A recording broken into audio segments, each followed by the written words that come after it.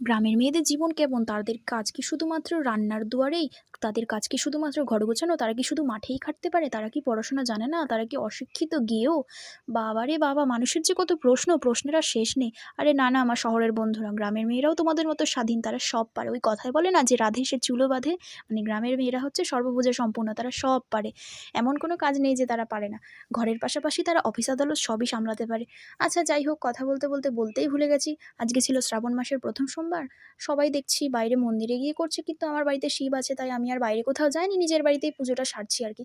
তো তার জন্য শিবের জন্য দেখো সকাল সকাল স্নান টান করে ফুল তুলে মালা গেঁথে পুজো রেডি করে দেখো ঠাকুরের সুন্দর করে পুজো দিয়ে দিচ্ছি। এখন ঠাকুরকে স্নানটাও সুন্দর করে করিয়ে দিলাম।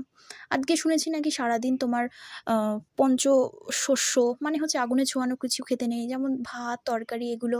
তার জন্য কি নারকেল ভেঙে নিলাম, তারপরে এই যে নিজের খাবারটা রেডি করে নিলাম, এই সাবু কলা ফল আর কি, এই খেয়ে নাকি সারাদিন কাটাতে হবে আজকে।